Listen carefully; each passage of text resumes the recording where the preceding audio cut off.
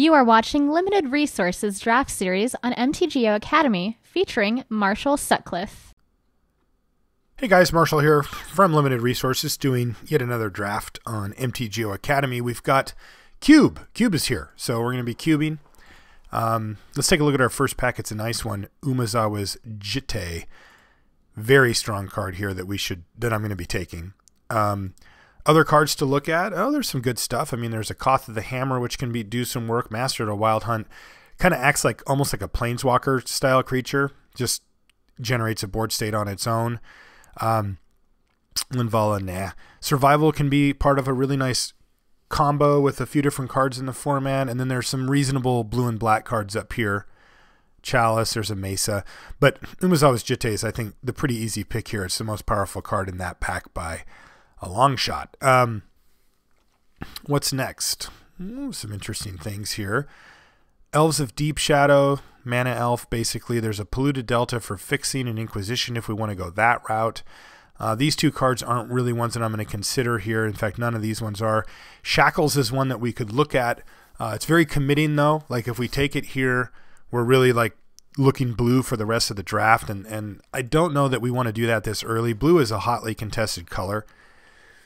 And I love being in blue, but I don't necessarily like it when I have to be in Shackles level of blue just to make my deck work.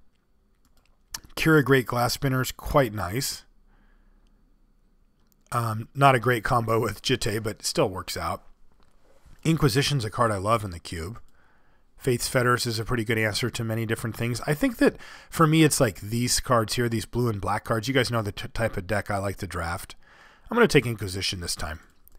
See where it takes us. Certainly not overcommitted here. Wow. Red cards. Geez. 6, 7, 8-ish red cards in this pack. All right. None of them particularly amazing either, which is kind of the funny part. Cards that I like out of this pack. I like Ooze a little bit. I like Shapeshifter a lot. That's about it. I mean, Searing Blaze is the best red card. Not remotely close, to be honest. I'm going to take Shapeshifter here, though. I'm going to go against that grain a little bit and see where we end up here. Here's a Gatekeeper of Malakir. That's a card I like a lot. Narcolepsy overperforms in the cube, I think. Mind Sensor can be good. Tangle Wire's generally quite good. And Ultimate Price is good, too. So lots of good stuff. I'm going to take this Gatekeeper. And you guys know that, I mean, my favorite deck to draft, of course, is a blue-black sort of tempo deck that I've been drafting in cube for a while now. And nobody else really seems to draft it, but I like it a lot. And I wouldn't say it's one of the best archetypes, but it's a good one. I've won plenty of drafts with it, that's for sure. Slaughter Pact or Into the Royal. I like both of these a lot. I suppose Slaughter Pact is just a lot more powerful, generally speaking. Nothing else is really jumping out to me here, so I'll take Slaughter Pact. Ooh, here's a good pack. Venser, Braids, Factor Fiction, Snuff Out not so much. Garrick's quite good.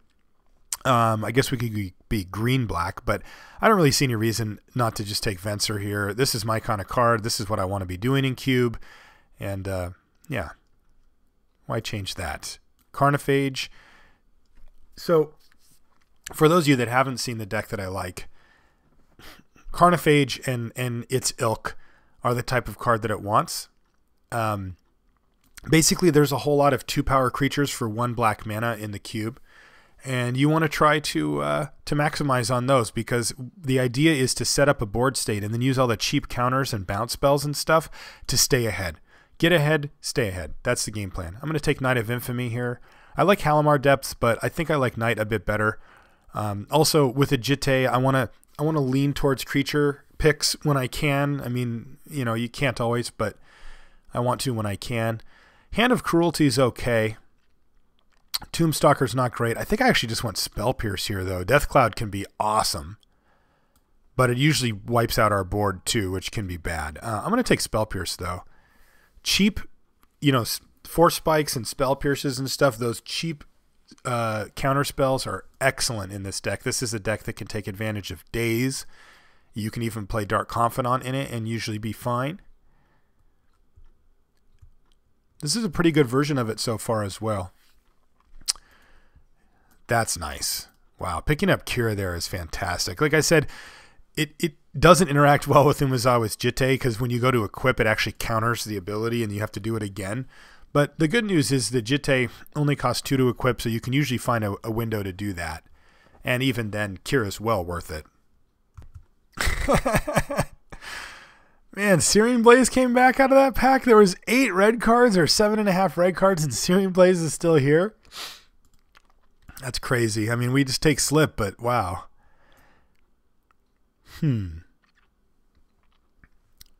Probably just want Trade Wind Rider, I suppose. Nice. That's awesome. Man, getting Braids back makes me very, very happy. Card's crazy. Not as crazy as she looks, my goodness. But yeah. Braids is definitely along the lines of what we want to do. One of the sub-themes of this deck is Resource Denial. Oh my goodness, look at this pack. Wow. Vampiric Bitter Blossom Treachery here. And there's also Diregraph Ghoul, which will hopefully wheel. This is the card that we'd like to pick on the backswing. But, I mean, I actually went right down the line. I'm like, oh, sweet. We got Vampiric. I'm taking that. And then I was like, oh, but Bitter Blossom, maybe my favorite card for this type of deck. We'll take that. And then I saw Treachery, and I'm going to take Treachery. It sucks because I think that Vampiric Tutor and Bitter Blossom are more along the lines of what this type of deck wants to do. I mean, Bitter Blossom plus Jitte is really tough to beat, and Vampiric Tutor is just amazing. But, man, Treachery on raw, just ridiculously raw power, it's really hard to beat it, and I just don't think you can pass it. Card's just too good. It's just too good. Frost Titan is awesome. Maybe what we want on the top end, because one of the things you can do with this black blue tempo deck is you can also put in other sub themes. Like the one I mentioned before was I like Resource Denial. I like picking up the strip mines and wastelands and sinkholes and stuff like that. But you can also have, if you want to go a different direction, you can have a reanimator sub theme where, you know, you have a Frost Titan and you end up with a couple of reanimation spells where like maybe you Doomblade their guy or Thoughtseize them or whatever, and then you get it back, or you just have a discard outlet of some sort and you can get back a Frost Titan. If we don't take that, I just want Preordain, just because Preordain's the nut. Drowned Catacomb is also on the list. I think I'll just go with power here and take the Frost Titan. We don't really know where we're at yet, so we'll figure it out. Easy pick here. Riftwing Cloudskate, fantastic for this deck. Way better than Bloodline Keeper. It says 5, but it's really a 2. And does exactly what we want. Keeps our opponent off balance while we beat them down with this. And with, hopefully, that Diregraph Ghoul that we could get back. Yeah, man, that first pack was insane. Treachery is a great card. It's probably the most boring of those options, but still very, very good. All right, here, this is interesting. So normally I'd take like a Deep Analysis here, maybe a Ponder. I'm going to take Herald of Torment, though. I haven't played with it in Cube yet, but it's impressed me in Constructed, and it's the right color, so I'm going to put it in. So here's what I was talking about. Now we pick up a Reanimate, and, you know, all of a sudden we have a little bit of a different angle to look at as we move through our draft here. So Reanimate.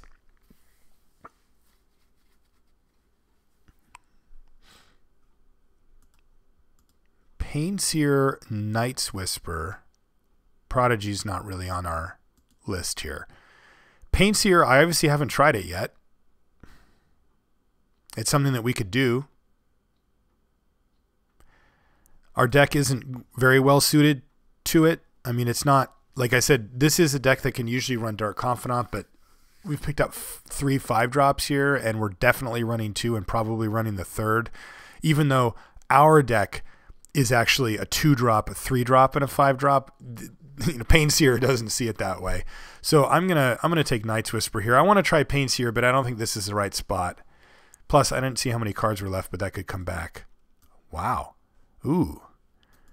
All right, so let's look at our permanents for Master of the Waves here. Early stuff, no, but Kira, yes. Rider probably won't make the cut, but Venser will. Treachery does it.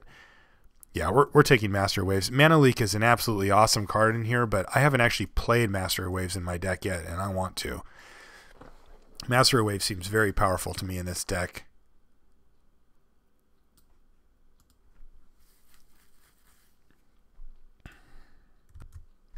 All right, what do we have? There's a Dark Confidant I talked about before. It is possible for us to play it. There's also an Underground River, though, and I think we just want that. I mean, Dark Confidant, we could gamble. It's actually not that bad. We have ways to gain life back here, too. And, like, we could maybe cut this and this. Gosh, maybe I should. Yeah, let's just do it. Let's bob it up here. All right, so we got back the Diagraph. Cool. There's also Graveborn Muse, but we need to make sure we fill out this early section of our deck, and I'm going to slam Drowned Catacomb over Messenger here. Messenger's just okay, and we need some fixing. That's a nice one. That actually helps us out a ton. None of these do anything. I don't think we want Lake of the Dead. But Urborg is nice. It lets us cast Gatekeepers and Braids, and we can play even more. We can even skew a little bit over towards the island end of things here. So that's really nice. And Dissipate, yeah, you're probably making the cut. Right now, like that Mana Leak is the one card that, I mean, look, I would have loved to see the Bitter Blossom or whatever, but we got a Treachery. We can't complain. The Mana Leak is the one that I'm bummed that we don't get it back. I mean, not that we don't get to play it is what I meant to say. I like the pick we made because I want to try out Master here, but yeah, Mana Leak is like one of the better cards for the deck for sure. Any 1 or 2 mana counterspell is something that we want, as many as we can get of for the most part. But our decks, I mean, we're already at 22 playables here, so we're going to be able to tweak pretty good here. Tradewind Rider. Actually, that might make the cut. All right, our last pack. And we got some stuff. There's a Necrotal, a Chainer's Edict, a Phantasmal Image, and this actually is not an Aetherling deck, even though it kind of looks like it might be. For me, it's between Phantasmal Image and Necrotal, and I'm slamming Image here. Image does so much work in a deck like this because if they do finally get something big down, you can just copy it and save so much mana over what they're doing. Okay, Looter Ilkor, Vampire Nighthawk, Enclave Cryptologist, or Erebos. Erebos is interesting. He might be active here, but I'm going to take Enclave Cryptologist because it's one of my favorite cards of all time. That's it. Get in there.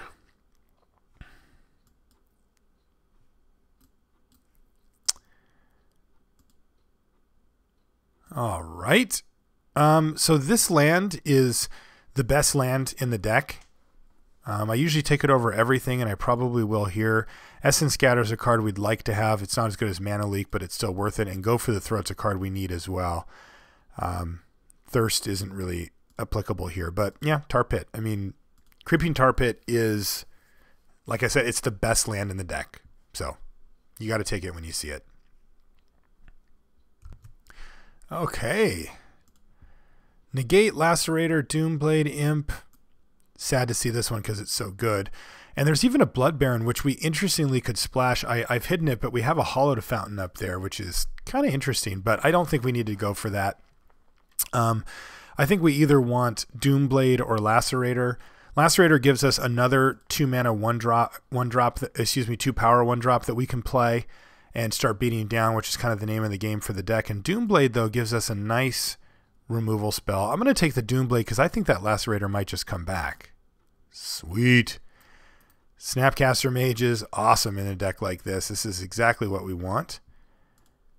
As is this one. You guys know what this does? Yeah. So get in there. So this last pack has been good to us so far. Hex Mage is just okay. Wake Thrasher's pretty good. Nezumi Short Fang can be good. I think I'm going to take Short Fang here. I usually don't start this card, but against the slow, clunky decks, I'll bring it in. Wake Thrasher can be quite strong too, though. It's probably one or the other. I guess I'll go with Wake Thrasher this time. We don't have any combos with Wake Thrasher, but it can really power out some great stuff. Yeah, we're gonna have to be cutting quite a bit here. Ooh, 2 good options. Hymn to Turok and Capsize. Capsize, obviously quite good once the game goes very long. This deck, though, generally doesn't try to make the game go long. I'm just going to take a Hymn to Turok here. It's going to make the cut. We're main decking that thing, so. I can Floodplain, but it actually doesn't get anything, so I'm going to take Chainer's Edict here. I think Erebos is the obvious pick here. Interestingly, Isolated Chapel. You know, if we had that and the other dual land, we could definitely splash for Blood Baron, which I think would be amazing in this deck. I'm going to take it just in case. I don't plan on that card coming back, but we're not going to play Erebos here. Just being realistic. Take a Silent Spectre.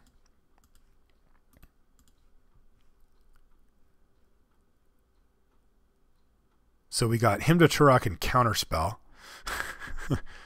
Nice mana. But that is how this deck goes.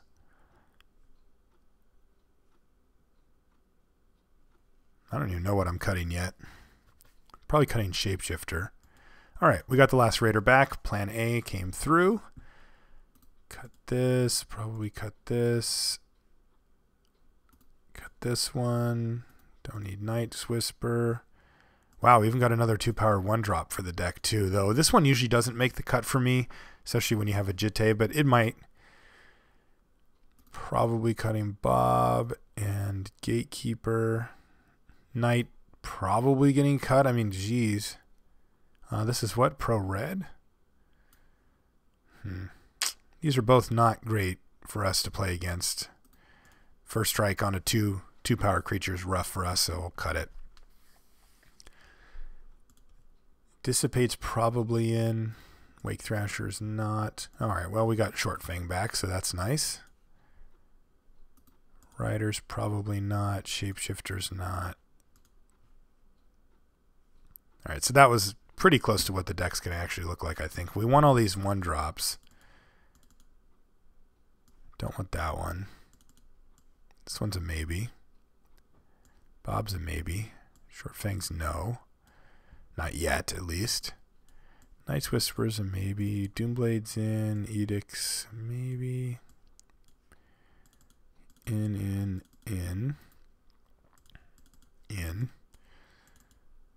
That's a maybe. It's a maybe.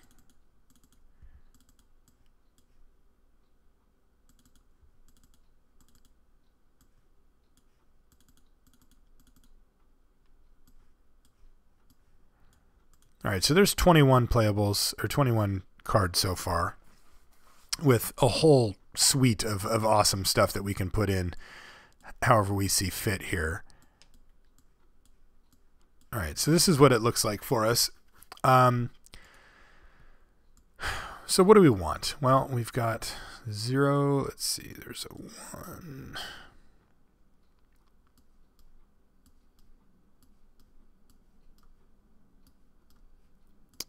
So, creatures for sure. And we want the early ones. So let's see what we've got. I think Knight of Infamy is probably our best black 2-drop creature here. I think we could probably tuck ourselves into a Gatekeeper as well. That would leave Spell Pierce in the board. The only card I'm really worried about, or not worried about, that I really like is the Spell Pierce, or maybe the Bob. Maybe the Night's Whisper. Like, we don't have a lot of card draw here. We kind of tend to generate card advantage through our actual spells, like Treachery's card advantage, Reanimate can be, depending on what you're getting back. Snapcaster Mages, Phantasmal Image can be. That kind of thing. Bob.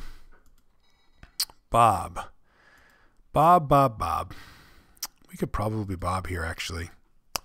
I mean, sure, we have a 5. We have 2 different 5-drops that can kind of get us in 3 4s, but, you know, I think we can probably risk it. All of our lands don't hit us, of course, and then we've got quite a few 1s and 2s that are, you know, really good for us here. I think we can gamble it. If we run up against an aggressive deck, out he goes. That's easy, but our mana is obviously rough. It's always rough, but it ends up working out pretty good usually. Let's see. So what else does damage to us? Reanimate, Vampire Lacerator, Carnophage does. We can get life back here. Herald Torment does. Ugh, I guess we can't bob. We just have way too many things that hurt us. Normally I just gamble it up and go, but like, man, we're taking 1 a turn from Vampire Lacerator, from Carnophage, and from Herald of Torment, just right off the top. So let's not do that. Let's play this. I like this deck. So it says 7/7, but if we do our little shuffle here, we'll see that 1 1 1 1 1 5, let's say. I don't know where Reanimate actually comes in. Slaughter Pack probably like a 6. This is definitely a 3 or maybe a 4 even. Image is probably a 5. Snapcaster is probably a 5. Jitte Tim or him. Doomblade 3 3 4 4-ish 4-ish probably 5. This is probably over here. This is what our curve most likely actually looks like, which is a little awkward, but we need black. We need a lot of black early. So let's go like this. That gives us 6. That gives us 8 blue sources. Actually, you know what? I think with the Tomb, with Urborg, we can probably just get away with 7/7 here. Because that gives us, let's see, 2, 3, 4, 5, 6, 7, 8, 9, 10 black sources plus a Tomb. And 9 blue sources. So I like that. All right, submit. Let's see what this thing can do.